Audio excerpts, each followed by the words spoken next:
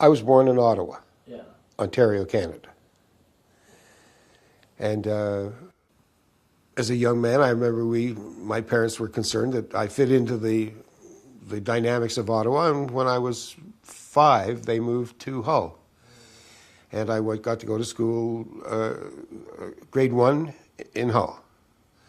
And after a year of living there, and they were satisfied that I could talk French with the other children, my parents moved back to a big house on Marlborough Avenue in the Sandy Hill district of Ottawa. And we were 1 block away from Range Road and the park.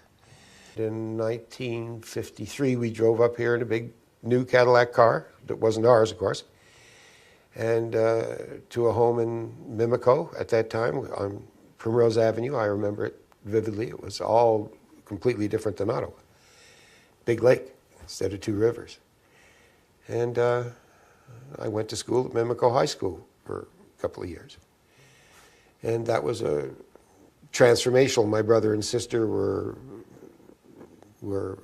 I'm 9 years older than my brother, and I'm 8 years older than my sister.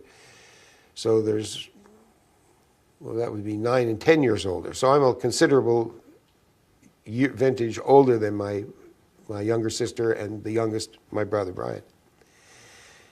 And we were a normal family doing normal things, excepting my father was, when he came to Toronto, became an associate broker-dealer at Fleetwood Financial with Colonel Charlie Foran, who was back from the war then and was a licensed stockbroker in Toronto.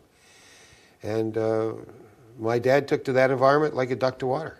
He left every day. He did not drive to work. He took the streetcar and changed and took another streetcar right into downtown Toronto. And the offices at Fleetwood Financial were at the back street. Melinda's the name of the street that used to be there at the back of the King Edward Hotel. And this was a brokerage office that was literally a half a walk down on the south side, it used to be called Melinda Street, of the King Edward Hotel. And that was at the heart of all the Bay Street action at that time. This was during the early part of the second half of the 1950s. And in 1957, while Colonel Foran was a fine man and a good broker, but he didn't like being in the brokerage business, he was a gentleman farmer. Charlie Foran had cows and other livestock, and he had a huge farm up in Stouffville. And he didn't like to come into town much, so he got my dad there to run that business. And my father was the associate broker-dealer of record for Fleetwood Financial. And one day,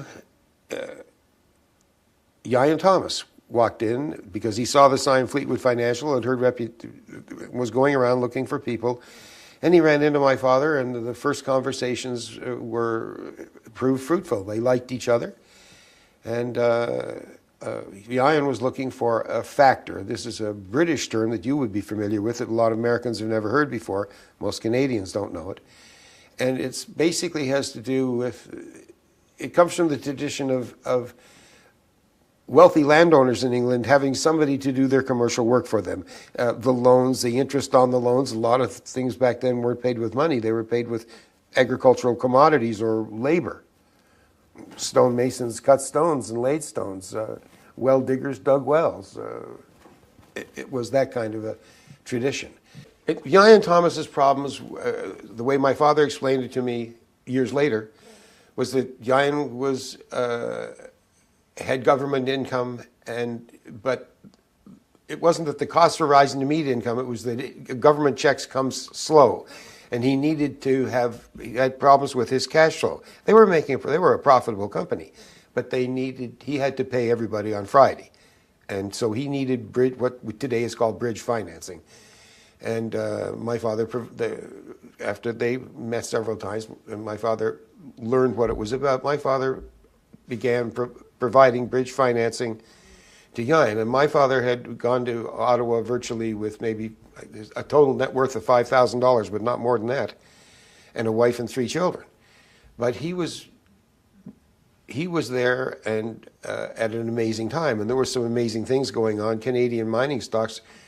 There were a few stocks that went through there that opened up at 13 cents, and one that is that I know my father made millions of dollars from, that were tax exempt at that time because there was no capital gains tax in Canada back then. There were several of them, but there were a couple of big ones. So by the time Ian Thomas came to your dad, he was already well. My dad was a millionaire many times over by that time,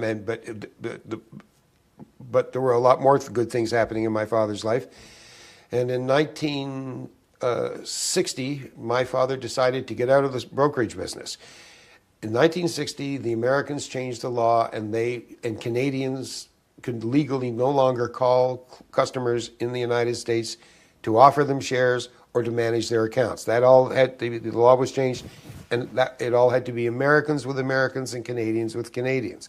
My father sold out his position, and he took some money and he bought had a partner, and they took elegant space at 365 Bay Street, which was right across from the old stock exchange. It was on the east side of the street, and the stock exchange was on the west side of the street. What year was it that Ian Thomas first met your father? Do you recall? 1957. And I remember 1957 because that was the year, in the week between Christmas and New Year's, my mom and dad had the first reception. They used to have parties in Ottawa, but when we moved to Toronto, they didn't know anybody socially. That would change. But there was a reception held at my parents' home for Ian Thomas and Bert England and Ian Tawes and 4 or 5 others whose names I've forgotten. And they were there so they were all convinced that they were all going to be billionaires over that late 1957, right at the end of the year, the announcement of Li and Yang winning the Nobel Prize for Broken Symmetry. It never got in the news here in Canada. I don't know if it ever made it into the news in the United States. But they were jubilant because they were sure that now that broken symmetry was officially recognized in physics, that this was going to be carried from academia into the practical world of standalone, small unit, absolutely fuelless, zero fuel, self-powering electricity generators. It did validate the extraction process for energy from the vacuum, and they didn't have these wonderful words. As a boy, as time went on and I was exposed to these people, they tried to teach me the language that they knew, and it was the old Tesla language with tubes of force, and it was very esoteric. I found it very hard to understand. As a mature man in my 60s, I encountered Tom Bearden in 2001, I believe, on the computer. And I read everything voraciously. It was like rediscovering roots.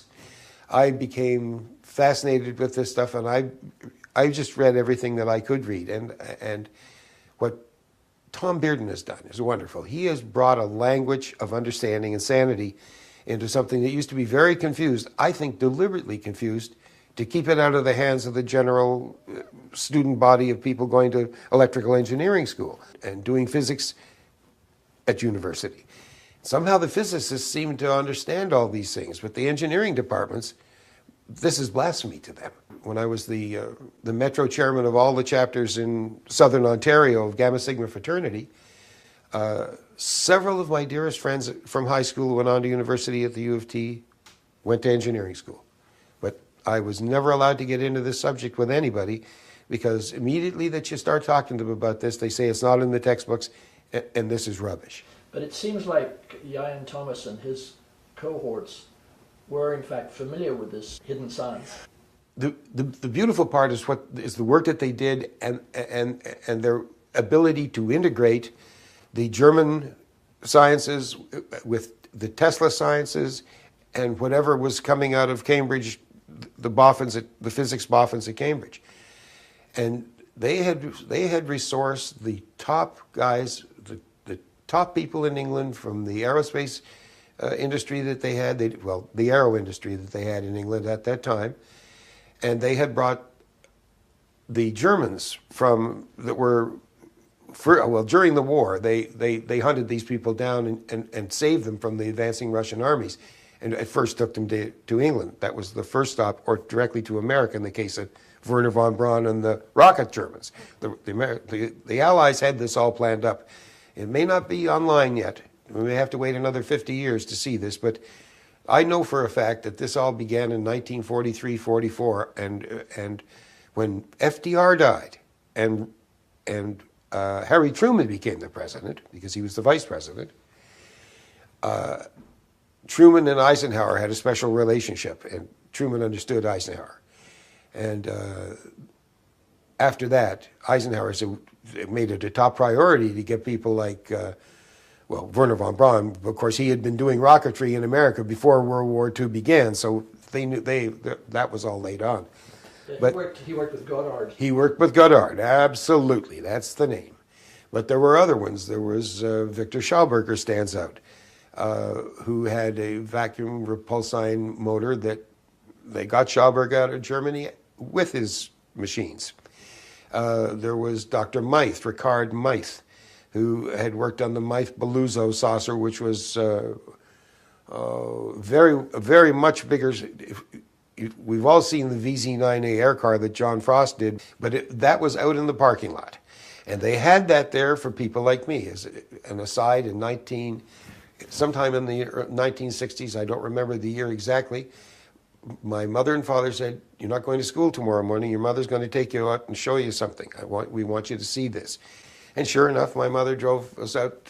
We went past the airport out in Toronto, and back around to, she had a little map that they had given her, and we stood by a chain link fence and looked through the chain link fence, and sure enough, the doors slid open, and some men came out, and the Polish pilot, Spud Pataki, was flying this thing, and sitting on top of it, flying it around, and I remember because it was cold and it was blowing sheets of ice around that day, and it flew into a hangar, and it flew around inside the hangar and came back out, and it was 2-3 feet up off the ground.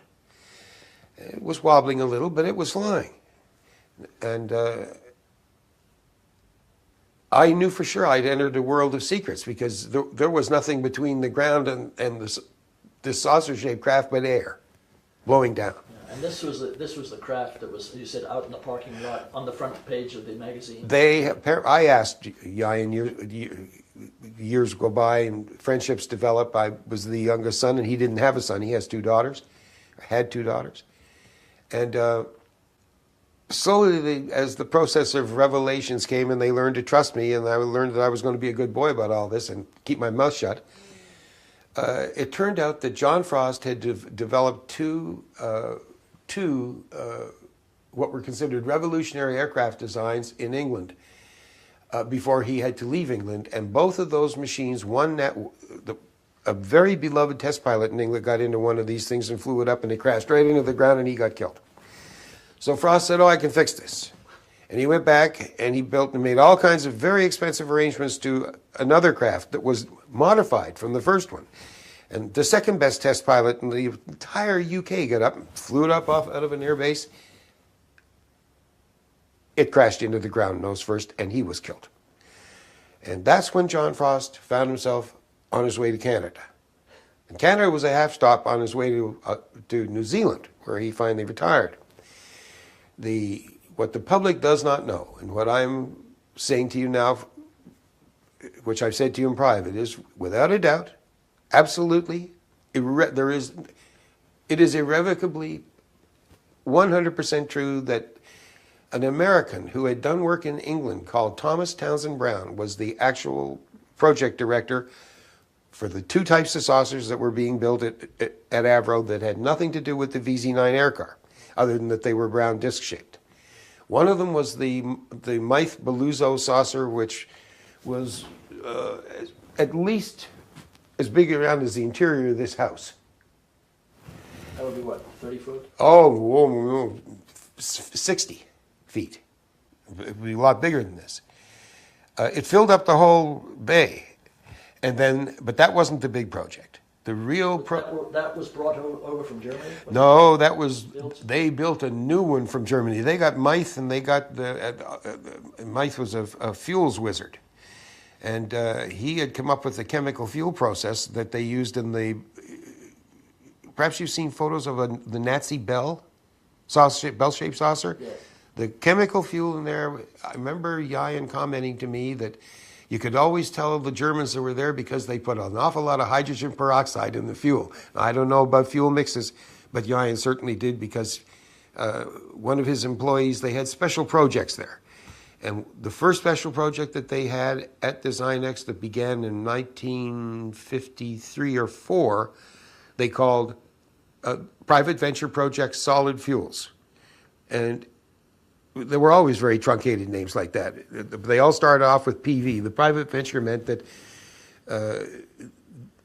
they were empowered through their exclusive relationship with Avro to research, develop, and do everything that they could to try and come up with a solid fuels. They were looking for a solid fuels for to fire missiles from submerged and underway submarines, which was totally impossible at the time. They couldn't fire anything without liquid oxygen.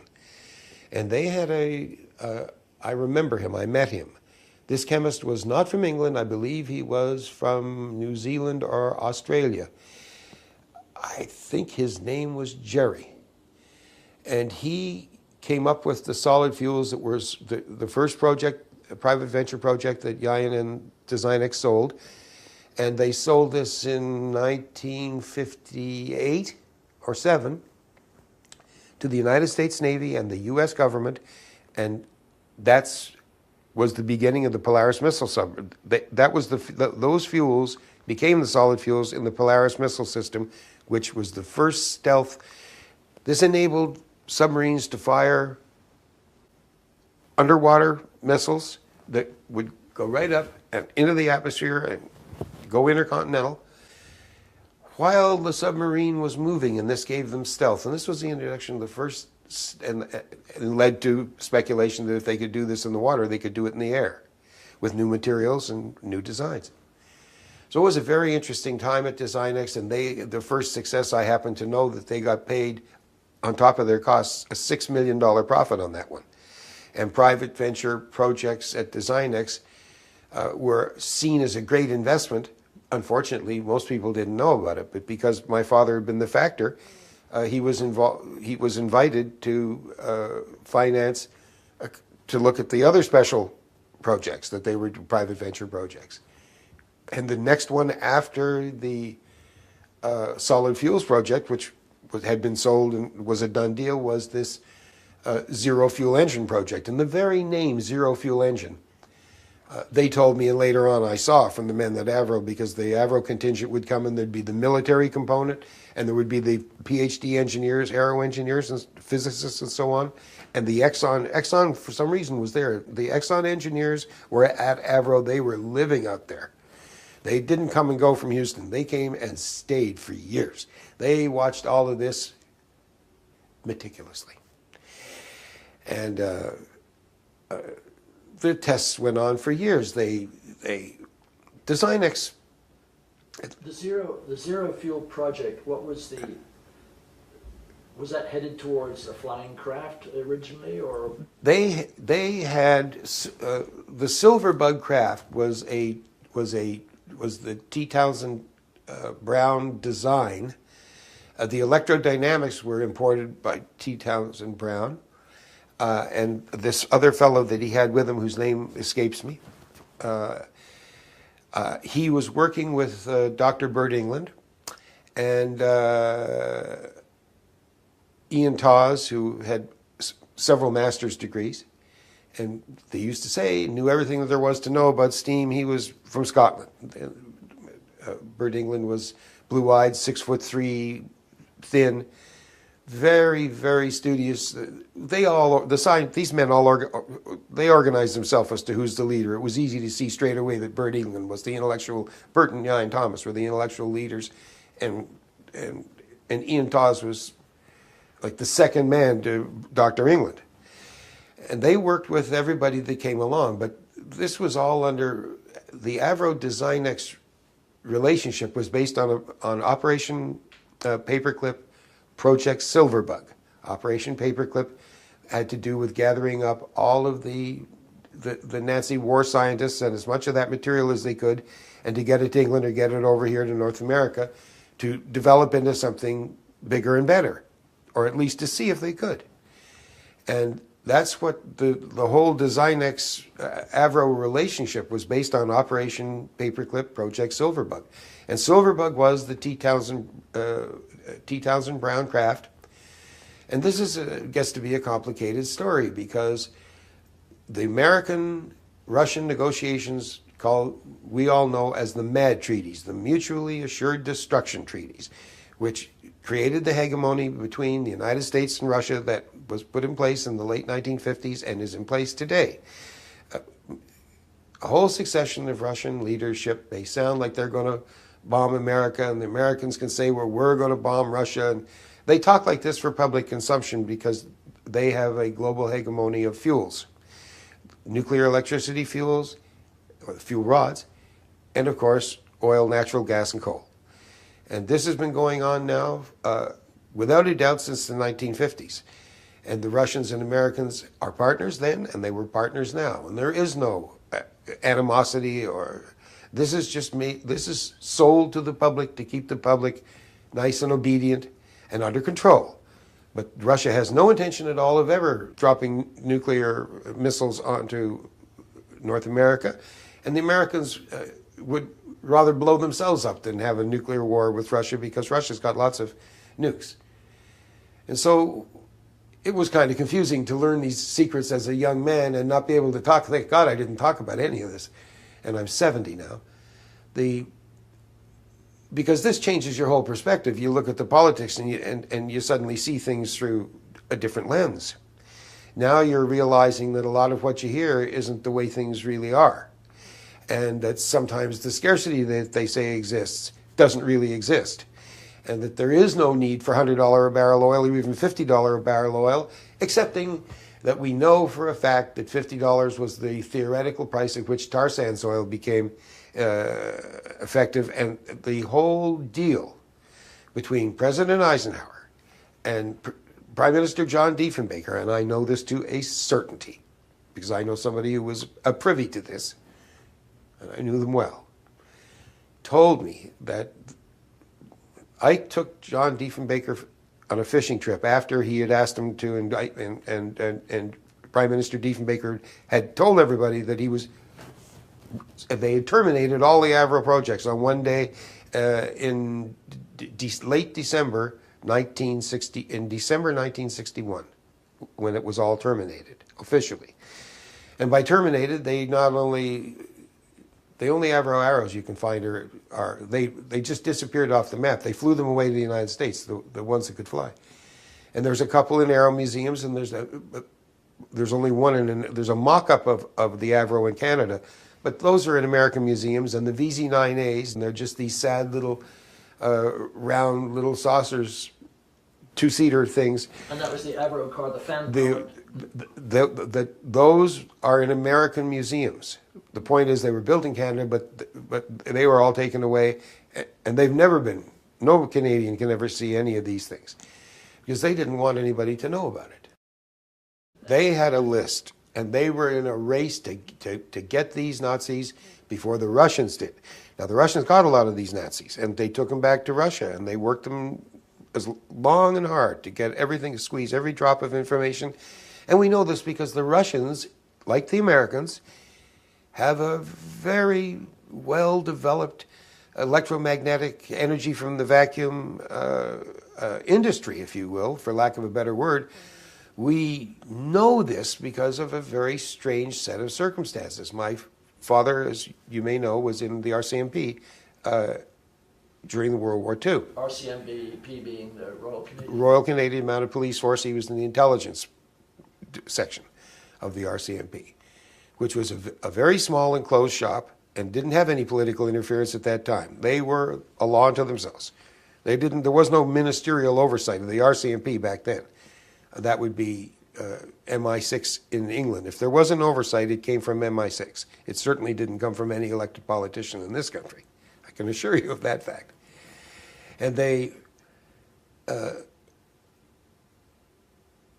had espionage sources. They had, for instance, at that time, they had, and this is not well known.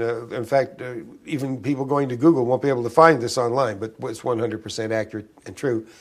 Inspector Leopold, the famous, he became the corresponding secretary for the Communist Party of Canada, and he lived in Winnipeg, Manitoba, and was early associated with all of the socialist movements out there. Well, he was an inspector for the RCMP. He was a hunchback and a dwarf, a very peculiar man who knew many languages and had many other skills. And he was the first to point out that there were Soviet spies at Avro. But the Soviet spies that were at Avro, it turns out, got there because they were helped by the Americans to get into Avro. And when you hear things like this and you're a young man, first of all, you don't want to believe it. And then second of all, as the evidence mounts up that it's true, you turn a blind eye to those facts because you don't want to think about it and you don't want to discuss it. But finally, the Russians, after Ronald Reagan was president and the Berlin Wall was torn down, and then communism itself was the hegemony between the Americans and the Russians got so strong that they didn't need the Communist Party anymore. Russia was going to grow up and become a regular nation like all the other nations without the communist apparatus. And the defecting, we all know from the newspapers that the head of the Russian army defected to Canada, and he came with hundreds of millions of dollars because he sold off the contents of the army. This kind of thing was going on back then. And I'm setting up, of course, for the Mitrokhin Archive, the top guys in the KGB and the NKVD and the GRU. The names before we get into KGB and the new names, FSB I think it is, they defected to England and they got to come and live in Canada, and they published a book. It used to be 3 books, and then they went, it's online now. It's called the Mitrokhin Archive. And in the copy of the book I had, which I believe was book number 3, which was the original, you can get this at any good used bookstore in New York right now. They are available for a price. And this is a book with a scarlet red cover and Cyrillic writing, and it's got a sickle and a hammer on the outside, and it says Mitrokhin Archive. It's written in English. Published, maybe even now published in the United States, but basically originally published in England. And in book 3, they get into chapter and verse. They give the names of the spies, the Russian spies. One of them had an Irish name and was in charge of the janitorial services, had keys to all the different places, excepting those decks, the hangar decks where they were building the 2 huge. The Meath saucer was big. It was 60 feet in diameter, but the real hope, the real killer application there was the Silverbug. And Silverbug is a name that brings a lot of people to their feet because they don't know what Silverbug is. And I had only seen a model. Jayan had a model of this in his drawer, and I hope I'm not skipping ahead too far here. In 1960, I got a summer job. Jayan and my dad worked it out. I got to be the office boy at Designex. So I got to go there every day, 5 days a week and half days on Saturday. And I probably got paid a little more than I was worth because I was the son of the financer to the owner. And Jayan gave me his keys. And during that period of time, Jayan and my dad were going to a suite that Jayan had a corporate suite at the Lord Elgin Hotel in Ottawa. And he went there because he was looking to get other contracts. He not only was doing the work out at Avro, but he had a contract to supply the Chief of Defense Staff in Ottawa, his top science advisor. They didn't have any scientists who knew anything about any of these things. So Jayan provided the key men who would be sitting advising the politicians in Ottawa. There were lots of this is just one particular contract. There was lots of that going on. Jayan was an important person providing systems and knowledge of systems and people to various levels of government, as well as they branched out. And every year when the automotive companies go to retooling, there's new jigs, new dies, their body shapes change. So all the parts are new with contours and shapes, as Jayan says, that have never existed before. And it's what Jayan might have done, but he did not choose to do that. He chose to stay with the energy from the vacuum generators, which they built and perfected. And there were 3 test ones that they built, and they ran them for 3 years before they took them apart in 1963 to evaluate for wear. And I remember being taken up.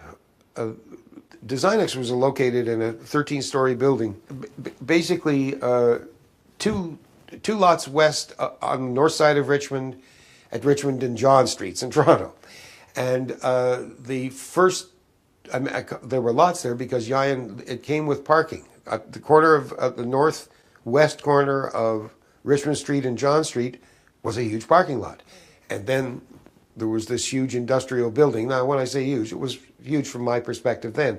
It was 13 stories high and was one of the old industrial buildings, and is not a huge building down there now. When you walked in the front door, there was nothing spectacular going on. There was no reception. There wasn't anything there. And the offices on the ground floor were all locked, and there were no names on anything. So anybody walking in there had to know to walk straight to the elevator and get on the elevator, and you had to know where you were going, or you'd be in a lot of trouble. And there was a guard that worked nights there. He was a Scottish gentleman. I remember him well. And he sat or patrolled the building, and he had a double-barrel shotgun and a dog. A dog from Scotland, actually a collie dog, just right out of the movies. And otherwise, there was no security in the day. And the offices that administrated Designex were on the third floor. And the research was, there were floors that were color-coded.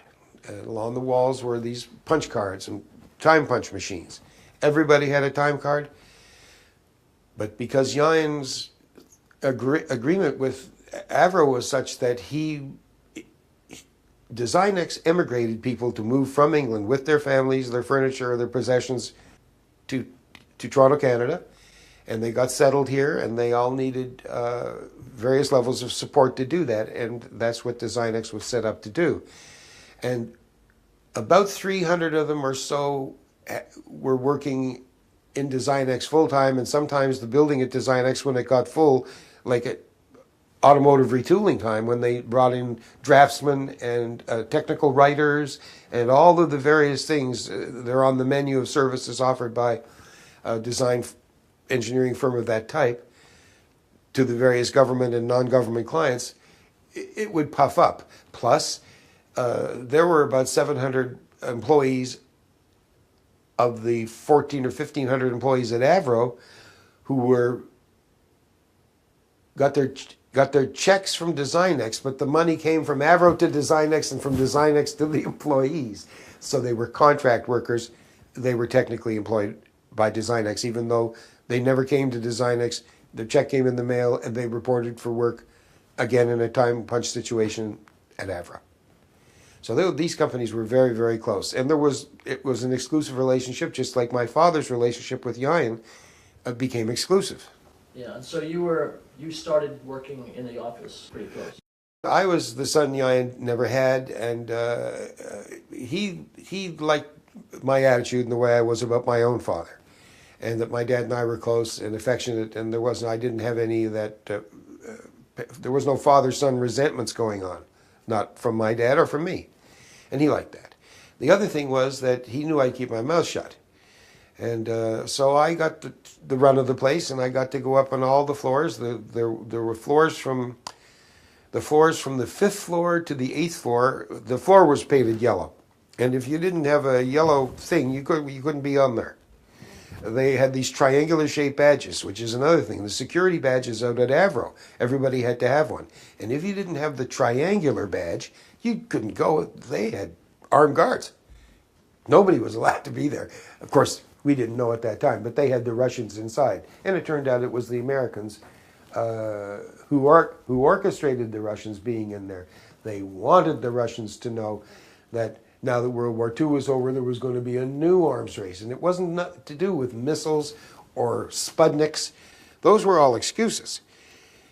And it was going to be the energy from the vacuum-powered new applications that were going to fly planes, that were going to do everything that we can visualize machines doing today, but without any fuels being poured into them and combusted. It was the end of the combustion era officially. The Americans knew this, the Russians knew this, And this was all a big patch, not to avoid World War III, but to make sure that the populations of the countries were all so intimidated that the bombs were going to.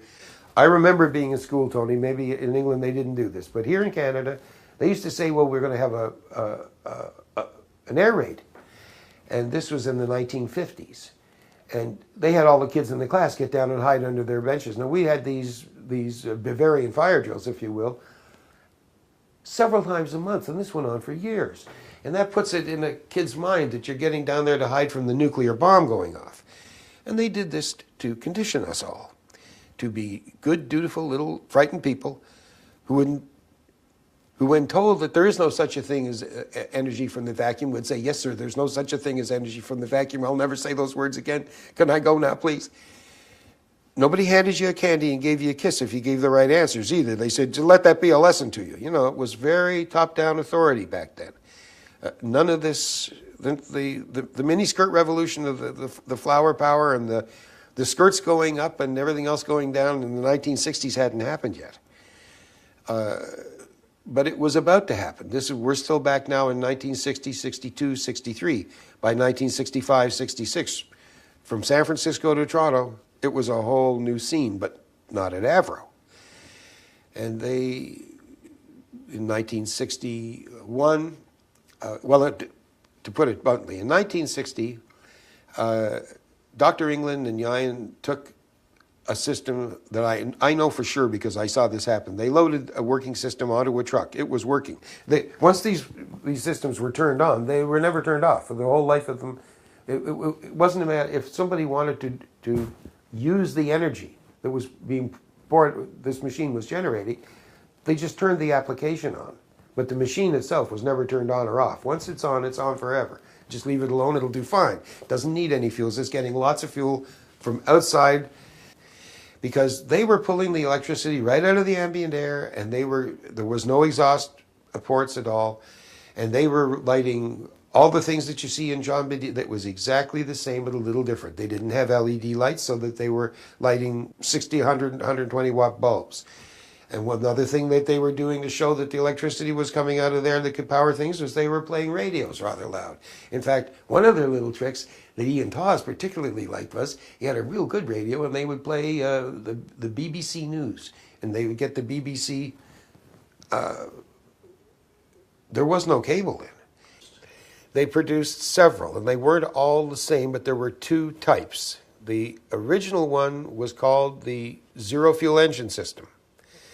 But the one that they took out to Avro was called the cold heat engine. And Cold heat. the cold heat engine. And from the cold heat engine is not a new name. Cold heat engine was the theory that Sadi Carnot, a French scientist, came up with, that you could actually have if you had the cold very, very close to the hot, you could create perpetual motion plus, for lack of a better word, and they had built the first system. Once they had a proof of principle system built, what they were trying to do is they were trying to get off the shelf equipment. As Yayan goes through with the vice president of Dun & Bush and Company, Ralph Long, was R22 Freon for the gas. The cooling coils were regular off-the-shelf Dun & Bush compressor, Dun & Bush cooling, all the fittings were Dun & Bush. And they had this machine running, and the machine was plugged into a transformer. The transformer was plugged into the wall, and it took a while for this machine to get going. It was basically a gas management system along with the wirings that we know about, and electric pulses were pulsed into those on off. And there were some bifilar windings, and there were some trifilar windings. And they found that once the machine found itself, sometimes it took 2-3 days. I've seen it take as long as 10 days to get a machine to initiate itself. But once they were suitably shaking like this, you could feel it. An amazing feel. This was a very active machine. And the hot part, if the hot part was here where this finger is, the coldest part was where this other finger is. I mean, these two things, this event was happening very, very close to each other on a machine that was this big. And the proof of principle one, the first one they took out there was the zero fuel engine. And the difference between them was the zero fuel engine had an axial compressor, and its mechanical principles were different. But they were the same. The energy they were using was the same, and as the curtain was pulled back and it was explained to me, they were using Nikola Tesla's, and they had all of everything that Nikola Tesla ever did, they had there in a brown, a now famous brown leather suitcase. And that suitcase did not go back to England or back to the Americans. That suitcase was taken by Bert England and Ian Tawes and another man, and who knew Dr. Bob Beck in California, oddly enough. And I mentioned to you in our earlier conversations that there is a famous KTLA talk radio show that had Tom Bearden and John Bedini on it and a panel of other people and Dr. Bob Beck, who's now the late Dr. Bob Beck. And he was talking about these Canadians who had this stuff and wanted to make sure that it got left in good hands. So free energy is our subject, and if you'd like to get in on this conversation, you've got four men here who certainly know their way around it. Getting quite an education. Let's open up the phone lines to you guys. You ready to field them? Because there are a lot smarter ones out there than me to ask you questions. And on the line we have Ramon. Now, I would like to ask a question to Dr. Bob Beck. First of all, Dr. Beck, you recently released the theory of Dr. Tesla on his death ray using minute particles. Okay, Ramon, it was a rather incredible story. Back shortly after his death, a chap who was in charge of FDR's Buck Rogers squad, he was a Canadian citizen who had an IQ up around 200, realized that Tesla's effects were going offshore where FDR's friend Stalin could pick them up by way of Yugoslavia.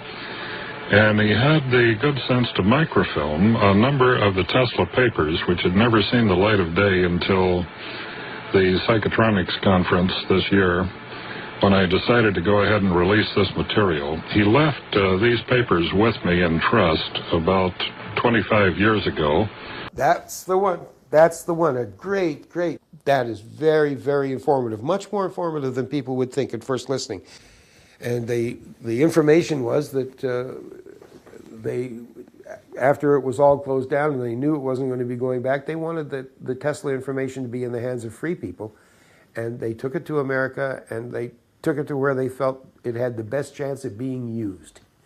And they gave it to them. It wasn't a sale of any type or kind. They handed it to them and wished them all the best of luck and left. So Tesla's papers originally went to the British? Well, it worked this way. Apparently, Bert England came from a family that was moneyed. He was educated at Cambridge. And at some point before the war, Bert England his way had been paid to New York, and he actually met Tesla and talked that language. He could talk to Tesla, and Tesla talked to him, and they got along great. But he went back to England. And they have a special way. I don't understand it. My nieces tried to explain it to me, but they give a lot of leeway in Cambridge to their top people, and they've got people there that,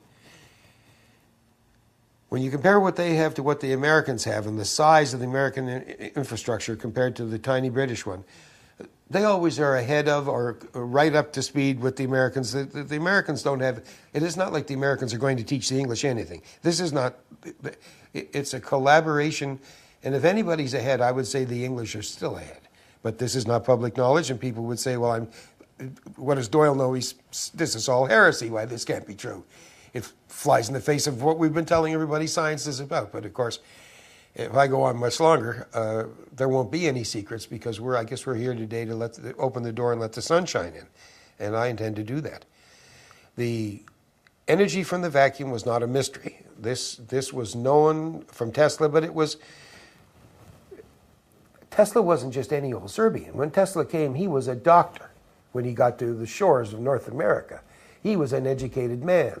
And the fact that they took this Thomas Alva Edison, who sold sandwiches and the favors of women to passengers on trains for years, and they got to know J.P. Morgan because he was literally the pimp, pardon my language, but let's call it what it is, and made him the head of the American electricity fiction. That Thomas Edison invented the light bulb, or that Thomas Edison invented alternating current in America, or that Thomas Edison had virtually anything to do with electrifying the United States and the world is just not true. The man who electrified the world is Nikola Tesla. Anybody who, it would be like me saying that ice cream is brick cheese. I mean, it's just not true. It's a confusion of orders of abstraction, and more than confusion, it's propaganda, really, because Morgan and his partner, J.D. Rockefeller, and their third partner that is not mentioned often to this day, the owner of Goldman Sachs, for instance, and Barclays Bank, is the senior bank on this planet is the Rothschild Bank. The particular branch of the Rothschild Bank is the British branch. And it is the richest bank in the world. And I learned this from my mother, because it just so happens, oddly enough, that I'm one of those real mongrels, because my father's Irish and my mother was Jewish. And so I got the benefit of hearing the histories from both sides of the bed, as it were. And they didn't pull any strings, and they weren't trying to impress me. I was the oldest son, and I'm, as I mentioned earlier, 9 years older than my brother and my sister, and 11 years older than my youngest brother. So I was the built-in babysitter, and I was the one who chopped the wood for the fireplaces in the house, and I had my allowance was sure, because I had lots and lots and lots of chores to do around the house. With more responsibility comes more truth. And later on, I learned that the monopoly, if you will, when they globalized the energy monopoly, it happened at a time just after the turn of the century, when Winston Churchill was the Secretary of the British Navy. He was the First Lord of the Admiralty, and they switched from coal to bunker oil. And that's at the time when they switched from whale oil lamps to gas and electric lamps on both the east coast of the United States and in England. And if they'd have gone another way, and if they'd have embraced Tesla, because he tried to give it to them after Wardenclyffe, and they just wouldn't listen. I've read the history as same as anybody else who's been reading Energy from the Vacuum. We get the pseudoscience, the fiction science, the disinformation science that says, well, this doesn't exist, and all that rubbish about Tom Edison at Menlo Park, which of course was all financed by J.P. Morgan. The wiring, the electrifying of New York, that section of New York, yes, Thomas Edison did do that. And but Edison, with Morgan money, would tour Europe, and he would buy up, oh, you've got a great camera there. Oh, you've got a record player here. Oh, you've got whatever people in their own private pursuits were working on and doing. He found these hobbyists, these budding scientists who were building practical applications, and he saw it all as, oh, there'll be a market for that. There'll be a market for the camera. There'll be a market for this and that and the other thing. And he brought those to America, or had Americans who were technically inclined. A lot of them were former watchmakers, clockmakers. And they got in the machine age. I'm not saying the machine age didn't start or didn't develop in England, develop in the United States. This is not America versus England. But this is science versus pseudoscience, because all of this was laid out carefully by James Clerk Maxwell in the original, which was written, the preparation was done during the American Civil War, at a time during the American Civil War, and published in 1866, I believe, for the first time, 20 equations and 20 unknowns. And Energy from the Vacuum is there. The higher topography for all of that is there in the quaternion math that they used at that time, without a doubt.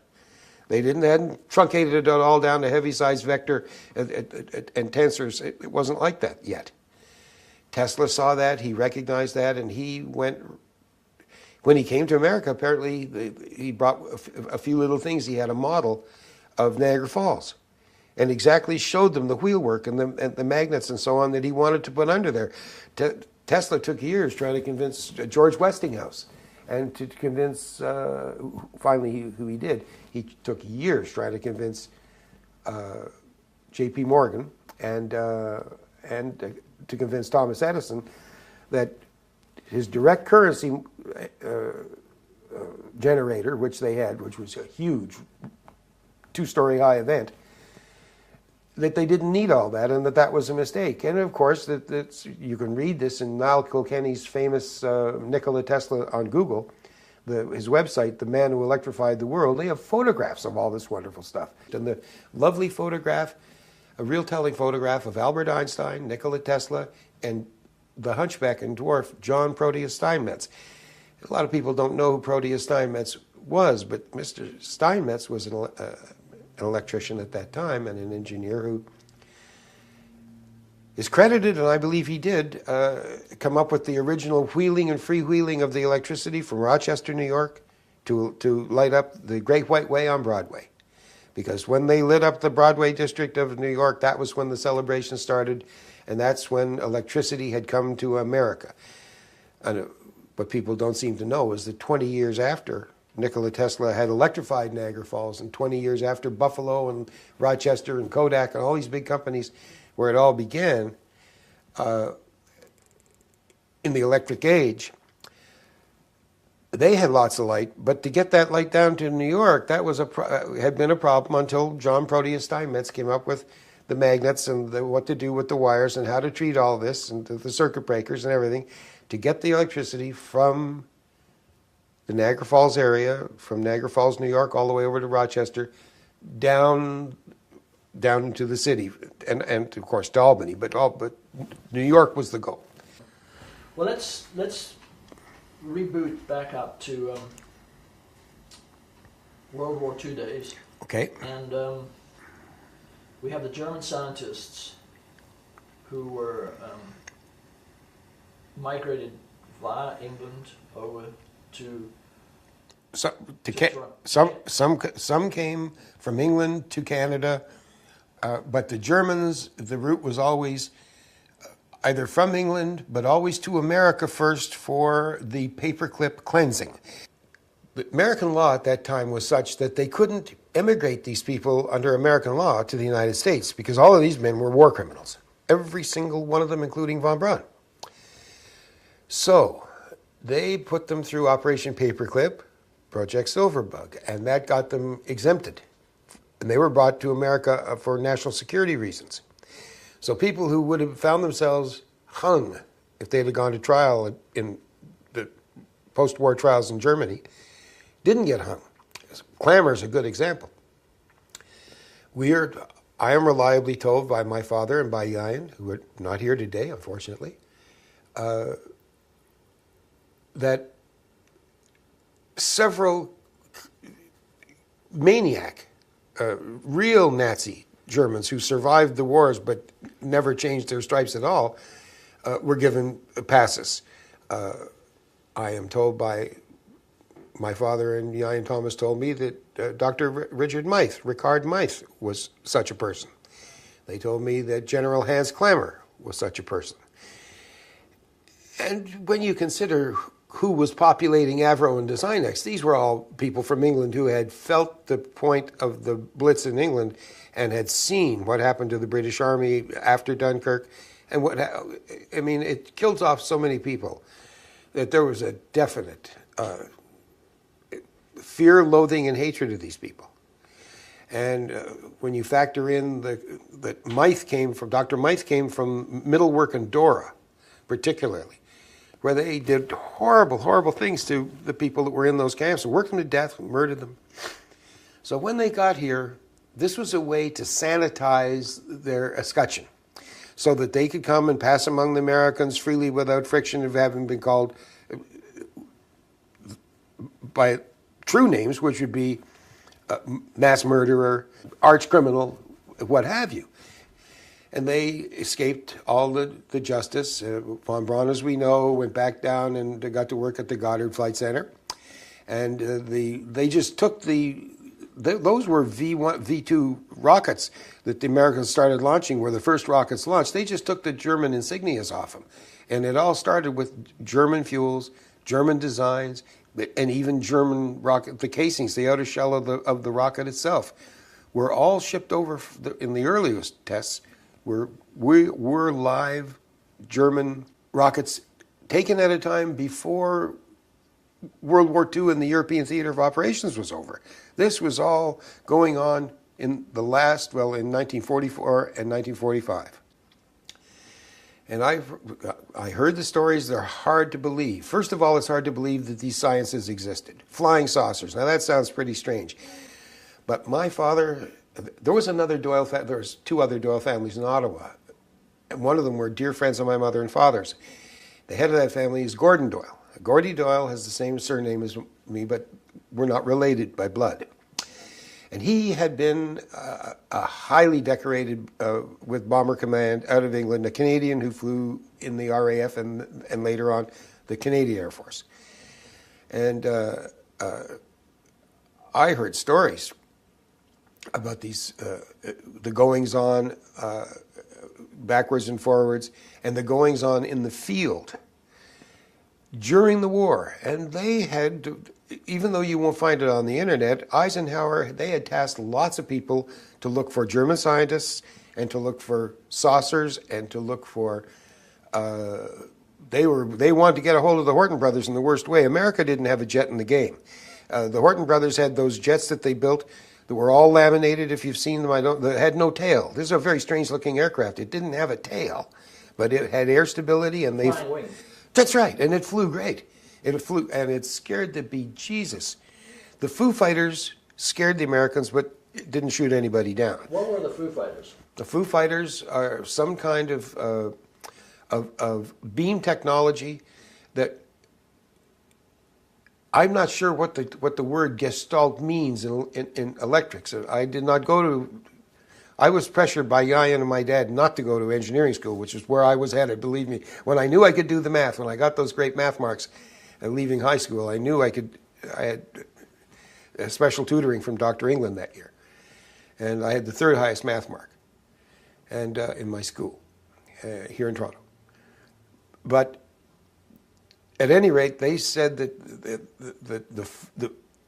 this was a beam weapon to the best that they could figure out, but not a beam weapon as we think of one beam emitting. But this would be more along the lines that you read from Tom Bearden, where there'd be a transmitter here and a transmitter here and a transmitter there, and where the three intersected, just about the coast of England, the American pilots were reporting that they were being followed around and shadowed by balls of light that would go zip right through the plane and come out the other side. So it was interferometry. Apparently it was. Yeah. And there's some rumor that maybe they were small flying saucers. Yes, but not material. And Gordie Doyle ran into these things on bombing runs, and he was our family expert because he had seen them, and he'd come back complaining about this. But it can be on this side of the craft, and suddenly it'll be on that side of the craft, as if it had just gone through the craft, but there were no holes in the craft. Now, Gordie Doyle had seen lots of holes. I mean, he landed a plane one time that had the tip of the wing shot off. So what was the purpose of these? They never knew. They don't know now. They must have thought that it was going to have a purpose, but it didn't do anything. But the V-1 was bad enough. But when the V-2 started to hit England, they knew they were in trouble. They knew that they had a foot race in terms of time with the Germans, because however badly the Germans were beaten, England could be beaten down into a pulp if you had 5,000 or 3,000 V-2 rockets suddenly go from, from London to Oxfordshire would be gone. I mean, all the big places, if they'd have concentrated and done what the English thought they were going to do this. This was beyond when Churchill kept silent. It was bombed to pieces, and they knew it was bombed. They didn't tell anybody about it, and they just... Well, Coventry?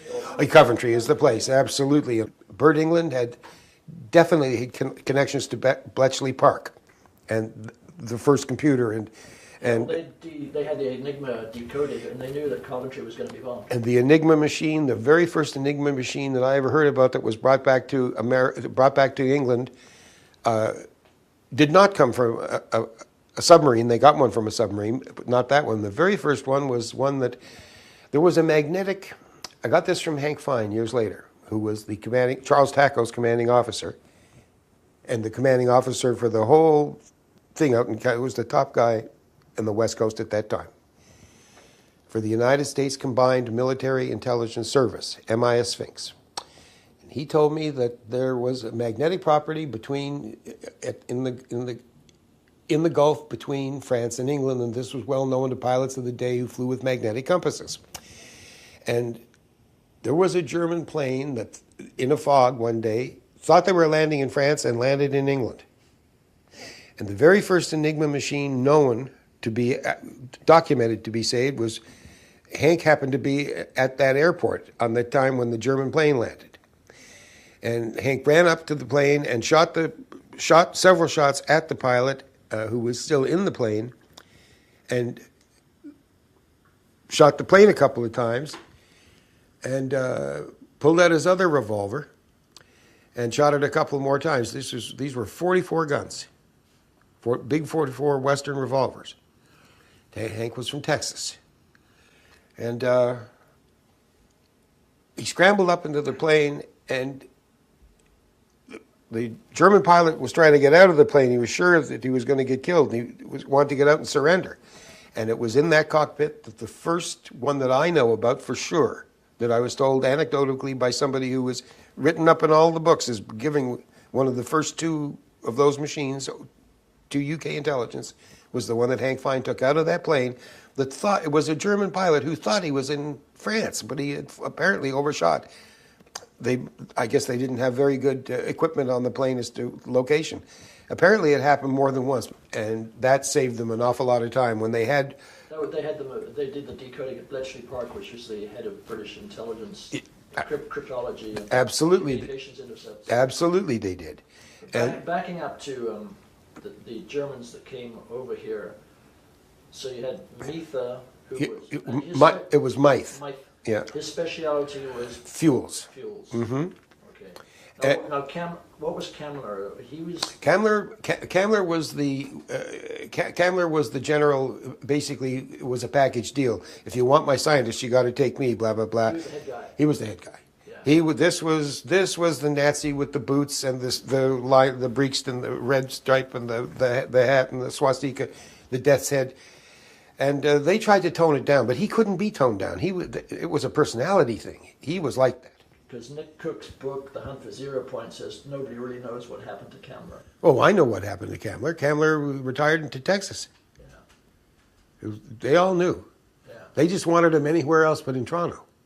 They had their problems managing all of this because the other men detested the Germans. They had problems with Wernher von Braun, but they didn't have.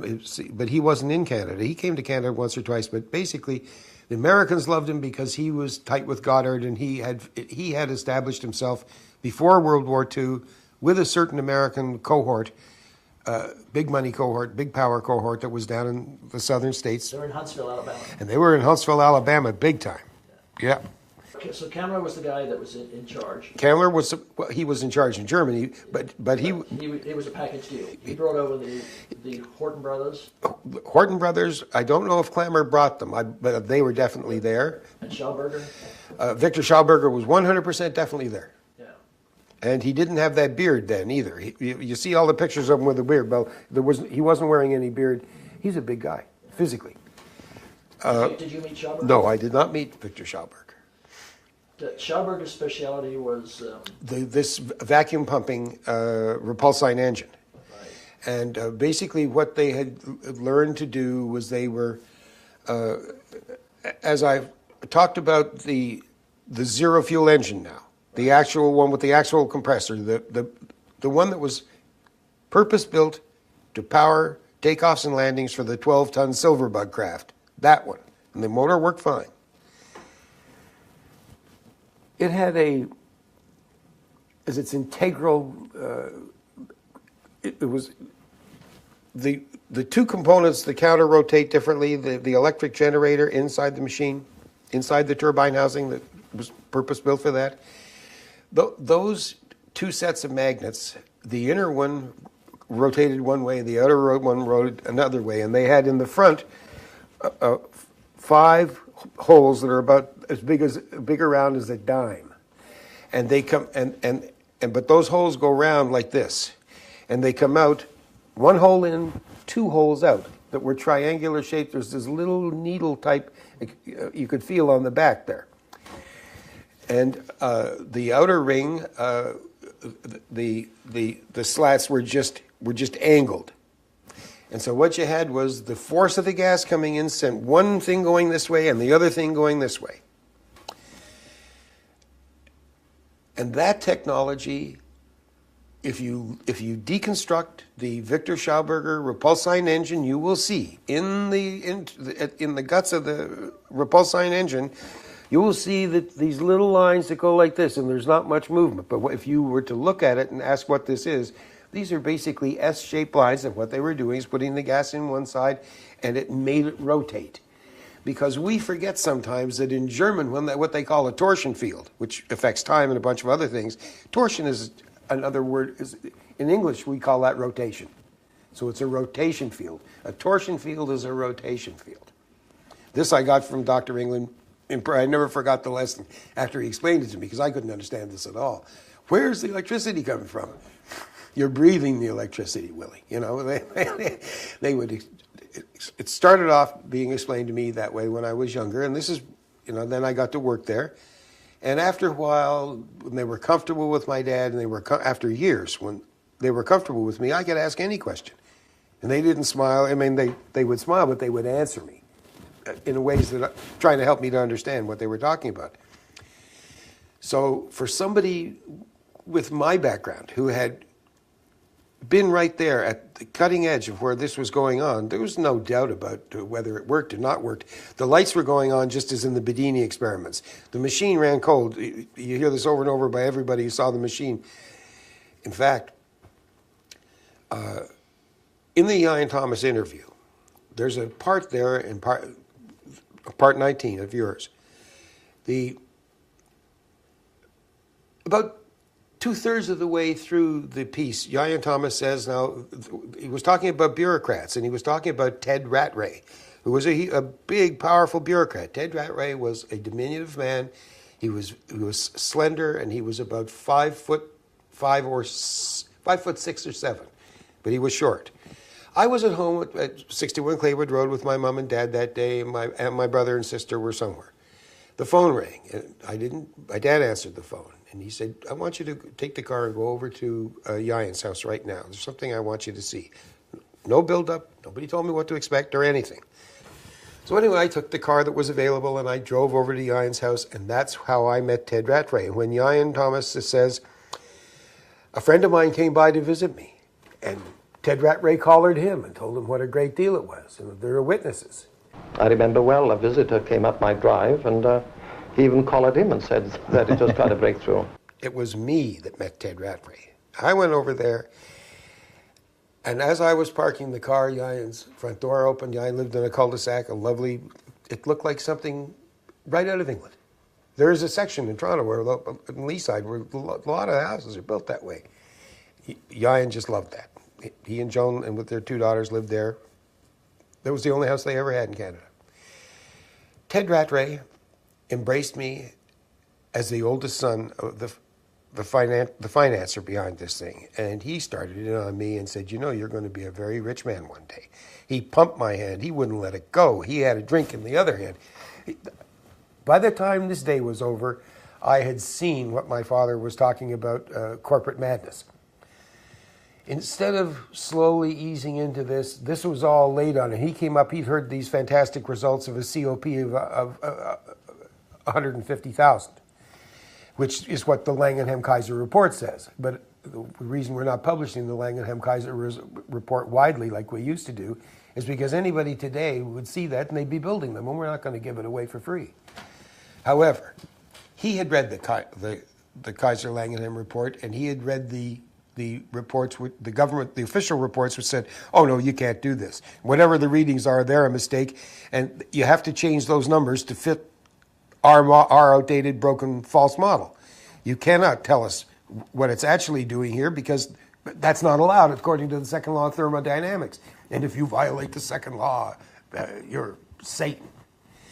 And I was young and I didn't understand the importance of all of this. My father understood it, and Ian So Ted Rattray told me that, you're probably going to, you and your father, you're going to be as big as Mr. Morgan and Mr. Rockefeller one day. He was not saying this to me to make me feel good. He was saying this to be one of the first few bureaucrats to make sure that I noticed him, so that because he was a cat that wanted to get more milk and cookies on the floor, and he wanted to be petted and he wanted to be loved, because he was sure that this is not the kind of person that was given to hyperbole. But he had been down there at that test where David Cameron came, the top engineer in Canada, and a bunch of the others, and they had gone through there and saw how the hot and the cold were almost touching, and saw that the frosted over component was at -40, which is very unusual, and that everything seemed to be running backwards, and that the Brummel-Strum of atoms was going on real good. I mean, it was, the machine's like it has St. Vitus dance.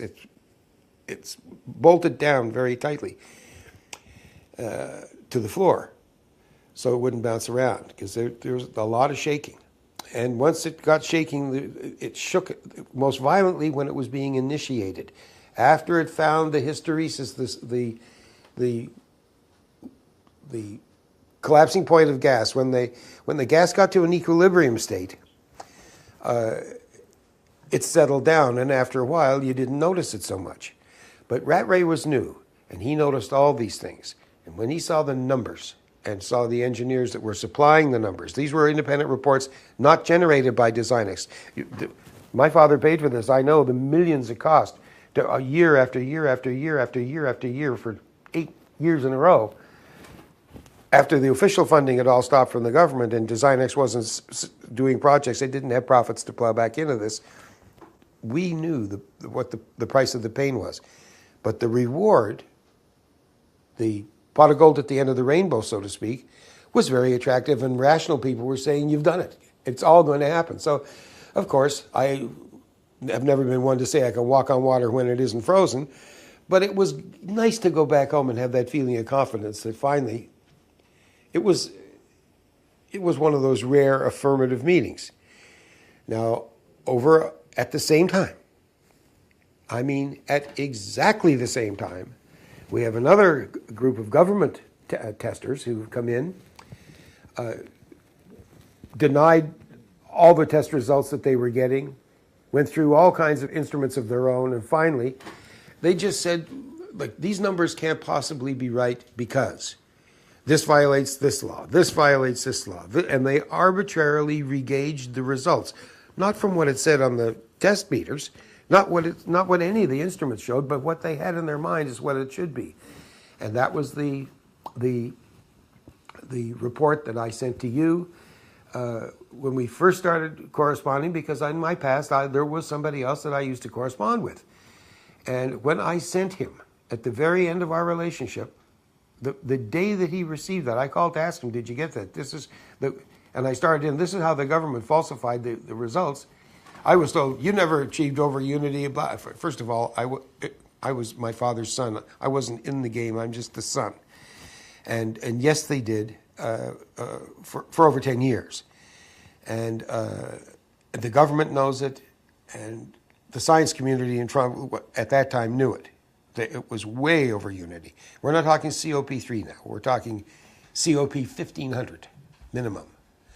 And those results were just stamped out by the government. The government, that particular branch of the government, was the National Research Council. Now, there's a little backstory here that's very appropriate for me to get into with you now, and I think you're going to like this. There was my parents, the house on Marlborough Avenue was a large house, and they had, for extra income, the third floor front bedroom was a huge bedroom with a fireplace and a balcony. And they rented that. My mom and dad put an ad in the paper, and they rented it for many years to a man by the name of Lloyd Pinckney. Lloyd Pinckney was a Westinghouse scholar born and raised in Crow's Nest, Alberta, Crow's Nest Pass, Alberta. It's a very small place. I think there may be 4 people lived there, at least back then. And this was in the 1950s. And Lloyd was already a PhD. He had several PhDs, and he worked at the National Research Council of Canada, the same exact place in the same building as these other guys had come from. And my father and Lloyd had developed a friendship over the years. And you'll see the name Lloyd Pinckney behind writing The Private Opinions of Lloyd Pinckney. It's a back channel thing. But this wasn't just somebody we knew. This was somebody who lived in the house. He had eaten meals with us, but my family knew this man. And then when he got married, he bought his own house, and he got married and has a family now. Well, Pinckney told us that they had to do this because this was going to overthrow the science of Canada. And yes, it was true, and yes, Tesla, and yes, and yes, and yes, and I can't explain it, but this is what they're going to do to you. And my father knew this before they came and did it. And that's why my father did not react the way that Yayan and the other men, crestfallen, crushed, betrayed, that they took the results on the instruments and truncated those results down so it fit the old model that says if you put 99 in, you can't get 99 out. And nobody can go over 100. Only God can do that. And the reoccurring theme of satanic energy and supernatural electricity, that was the one. Supernatural electricity. They would mix and match these terms to suit themselves in any argument because it was ideology over applied science. The application of the event, the facts, it didn't seem to matter anymore. What they were concerned with was the result, and the result couldn't be more than 98, no matter how much you put in. And by the way, no matter what anybody tells anybody, you can put your arm out into the sunshine and get a sunburn on your arm if you sit there all day long. But to say that there's energy coming from the vacuum or anywhere other than a suntan on human skin, they wouldn't allow it. They knew that what they were saying flew in the face of science and reason, but they had been told by some power that I imagine it told them that their future financial well-being depended on their answers, and they gave those rote answers rather than real answers, like Baptist preachers on Sunday talking to sinners. And they were so arrogant about this, and they just told everybody how wrong everybody else was and how right they were, like the oil people do now. The kind of spirit of individualism and non-binding ideology and the serious desire to kick them in the pants and throw them headfirst out the door, that I have, they didn't have that. They did not have, everybody was very, very loyal. Everybody was dutiful and loyal to the higher authority, ending up with the royal family. Let's go back to the German scientists again. So you have Kamler, it was basically his pet. Kamler's package involved a large group of German scientists who were doing various things. They were interdisciplinary. Some were working on missiles. Some were working on rockets. Some were working on other types of craft. Some were working on beam weapons. Some were working on new fuels. One particular group was working on nuclear energy. When the Allies found out about that, the heavy water experiments, an awful lot of manpower and an awful lot of things that Britain could not afford was thrown up there into the Nordic countries to blow all that stuff up and put a stop to that right directly. So the Norwegian heavy water. Absolutely. That all got blown up. Okay. So in this smorgasbord of technological expertise that was brought over was also anti-gravity. Absolutely. But it wasn't the anti-gravity that came from Germany, according to Yayan, and according to Dr. England. The Germans, according to Dr. England, were behind T.T. Brown. Thomas Townsend Brown, the Byfield Brown effect, and the condensers inside there were large sheets. And there was an array of them in there. So what you had was high voltage electricity coming out, being generated and put out on top of the dielectric. This is the Townsend Brown. This was Silverbug. Silverbug was Thomas Townsend Brown was the actual project director over the Silverbug and over the other saucer. The publications that Avro put out at the time, the special project's director, they said, was John Frost. Well, but John Frost was just for show. The Avro car, that little thing was a pantomime to be played outdoors so that nosy newspaper guys who came out would have something to talk about. But and the fact that they couldn't work and it was so small and so awkward and wobbly and so on, this was just perfect. Other times, I was told, my father told me that several times he was out there with Jain, and they had the Avro car on a tether. They had the Avro car on a tether for about a year, as a matter of fact. And they would put people in it or fly it remotely, but on a tether. Now, going back to Nazi Germany, before they came over here, did they have functioning anti-gravity craft? No, not to my knowledge, but they might have. The focus at design, what I got to hear was I had a limited group of people, but a steady group of people who would tell me things.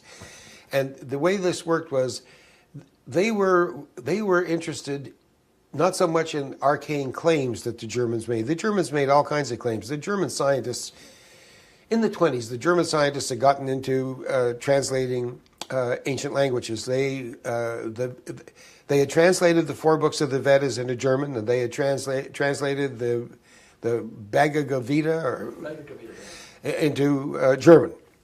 And in the 4 books of the Vedas, they talk about, you see it on the History Channel now. Vimanas. The Vimanas, absolutely. And they have 4 books that are never supposed to be brought together in one place, but they got all 4 of them together and they translated them all. And this is where they learned about nuclear bombs that have gone off. And they found a city in Pakistan where the radiation, the blast level, they know that something awful happened there 3,000 years ago. And they came up with a lot of very esoteric, odd stuff. Now, I've always been a big fan of odd stuff, but these men were told to do things practical. They want things that can be done with aims, means, and consequences of something, not that's interesting, but something that you can build. So the things that showed potential, but not right away, that was all put away in a box or in a filing cabinet and sent to Houston. But the stuff or sent to England, I don't know where it was sent to, but I know it was sent somewhere. The things that they could make work, excepting for the beam weapon, were either farmed out or developed on-site at Avro. And how this development would take place is exactly the model that I've explained to you that happened with the Schauberger engine being taken apart and gone over meticulously by England and Tawes and company, about 50 men, and how they integrated the more modern Tesla applications with the Schauberger successes, and instead of using monatomic oxygen as the Americans were trying to do to duplicate the Schauberger,